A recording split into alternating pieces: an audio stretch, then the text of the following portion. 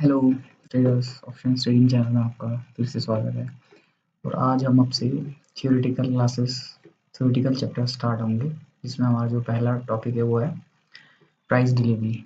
तो अभी तक जो भी हमने सीखा था वो केवल एक रफ स्ट्रक्चर था, और जो भी ऑर्डर ब्लॉक्स और इम्बैलेंसेस वगैरह सीखे थे वो केवल और केवल एक हम स्ट्रक्चरल पॉइंट ऑफ व्यू से कि वो कैसे बनते हैं मार्केट में, कैंडलस्टिक्स पैटर्न वगैरह, वो सब हम सिर्फ स्ट्रक्चरल व्यू से देख रहे थे। हम थियोरेटिकली नहीं देख रहे थे कि ऐसा होता क्यों है ना। इम्बैलेंसेस तक वापस आना, लिक्विडिटी स्वीप होना और ऑर्डर ब्लॉक्स को फॉलो करना, आखिर ऐसा होता क्यों है वो देखेंगे हम।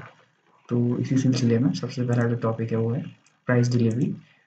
और प्राइस डिलीवरी का जो सोल पर्पस, जो प्राइस डिलीवरी है उसको, वो होती क्यों है, आखिर क्या होता है प्राइस डिलीवरी।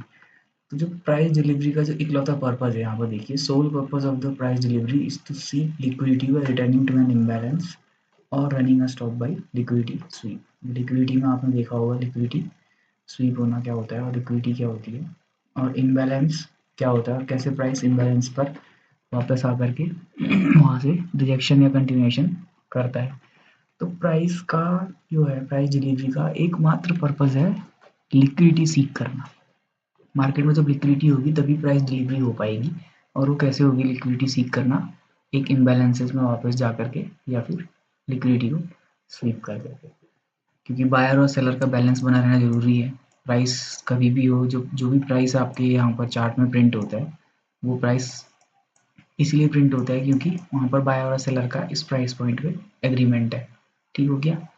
तो अगर आप एज बायर मार्केट में कहीं पर भी एंटर करते हैं तो आपको अपने ऑर्डर्स को एग्जीक्यूट करने के लिए हायर प्राइस में अगर आप सेल करना चाहते हैं तो वहाँ पर आपके पास ऑर्डर्स होने चाहिए अपने बाय ऑर्डर्स को सेल ऑर्डर्स के साथ मैच करने के लिए, ताकि आप प्रॉफिट लेकर मार्केट से निकल सकें, या किसी किसी केस में लॉस भी होता है। अब आप आगे देखते हैं कि स्टेजेस ऑफ प्राइस डिलीवरी क्या होती है। प्राइस डिलीवरी की 4 स्टेजेस हैं, यानी कि जो कैंडलस्टिक फॉर्मेशन और प्राइस एक्शन बन रहा है उसकी कुल 4 स्टेज होती हैं: कंसोलिडेशन, एक्सपेंशन, रिट्रेसमेंट और रिवर्सल। नाम से ही पता चल जा रहा होगा, जितने लोग अभी तक यहाँ इस लेक्चर तक पहुँच चुके हैं अगर देखने के लिए, तो आप लोगों को थोड़ा बहुत ट्रेडिंग के टर्म्स का पता पहले से भी होगा। लेकिन फिर भी मैं एक बार दोबारा से इनको रिवाइज करवा देता हूँ। ईजी टॉपिक है। कंसोलिडेशन मतलब जहाँ पर प्राइस एक ही मेन प्राइस के आसपास ट्रेड कर रहा हो काफ़ी टाइम तक, जैसे ये है कंसोलिडेशन। कुछ एग्जांपल देखते हैं। ये है कंसोलिडेशन, ये देखिए सी बॉक्स में ऊपर नीचे ट्रेड कर रहा है प्राइस। ठीक हो गया, ज़्यादा क्लटर नहीं करेंगे।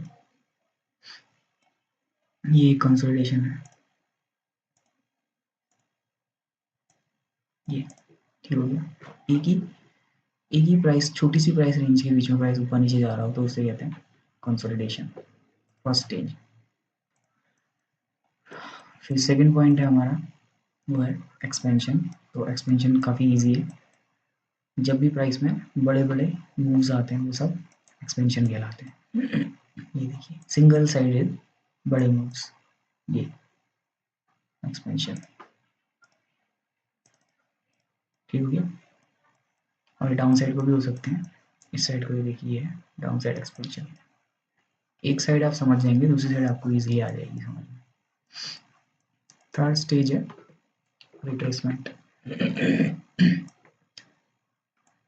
रिट्रेसमेंट है जब मेन साइड से अपोजिट साइड में कुछ टाइम के लिए प्राइस का मूवमेंट होता है, वो रिट्रेसमेंट कहलाता है।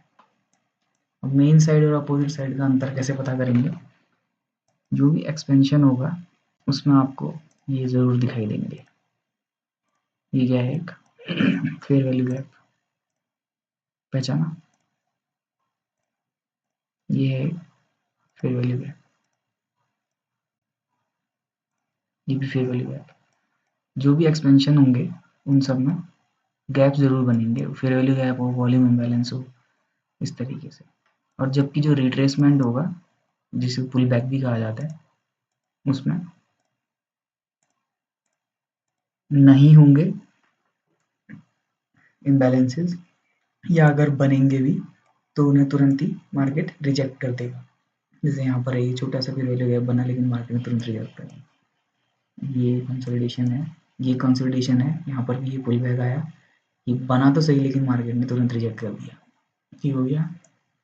या तो नहीं बनेंगे, जैसे यहाँ पर ये पुल बैक है ना, या तो नहीं बनेंगे या बनेंगे तो तुरंत ही मार्केट उनको रिजेक्ट कर दिया। जैसे इस पुल बैक के दौरान ये सीबी बना लेकिन इसको मार्केट ने तुरंत ही रिजेक्ट कर दिया, सपोर्ट लेके दोबारा एक्सपेंशन में चले गए। ठीक हो गया।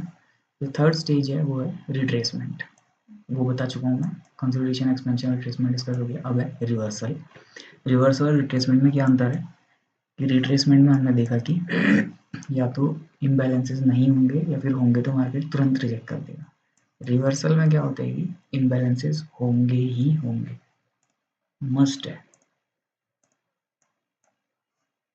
ये एक सीबी है, इम्बैलेंस है, मस्ट है। रिवर्सल में इम्बैलेंस होना ज़रूरी है और उसको मार्केट रिस्पेक्ट भी करेगा। ठीक है। यहाँ एक बड़ा रिवर्सल और है, ये देखिए ये रिवर्सल है। रिवर्सल में इम्बैलेंस होगा ही होगा और उसे मार्केट रिजेक्ट भी करेगा। तो जहाँ पर से हम कहेंगे कि रिवर्सल हो गया है। ये पुल बैक या रिवर्सल कुछ भी हो सकता था, लेकिन जैसे ही यहाँ पर हमने देखा कि एक इम्बैलेंस है ना, इम्बैलेंस है, उसको रिस्पेक्ट भी किया है, तो हम समझ जाएंगे कि ये एक रिवर्सल है। और फिर हम आगे जाकर के मिटिगेशन ब्लॉक्स या ब्रेकर ब्लॉक्स या इम्बैलेंसेस का यूज़ करके फर्दर हम reversal side trade entry plan करेंगे। देखिए यहाँ पर कोई भी इम्बैलेंस नहीं है, तो हम ये समझ जाएंगे कि ये एक रिवर्सल नहीं है, केवल एक रिट्रेसमेंट है ना। कंसोलिडेशन भी कह सकते हैं इसको। ठीक हो गया।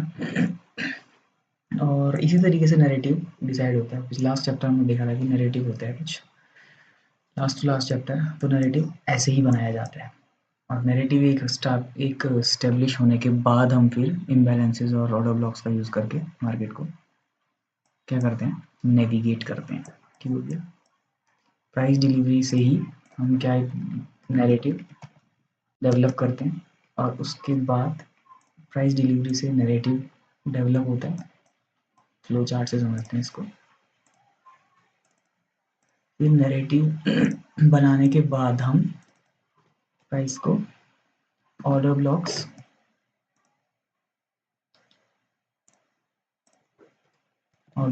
या इम्बैलेंसेस की मदद से देखते हैं उसमें, और प्राइस को उसके बाद क्या करते हैं, हम नेविगेट करते हैं। नेविगेट करते हैं और इसी नेविगेशन के दौरान ही हमारी क्या होती है, ट्रेड होती है। और इस ट्रेड में किसका यूज़ किया जाता है, इम्बैलेंसेस और ऑर्डर ब्लॉक से ही हम ट्रेड करते हैं। ठीक हो गया। तो ये था आज का टॉपिक, प्राइस डिलीवरी।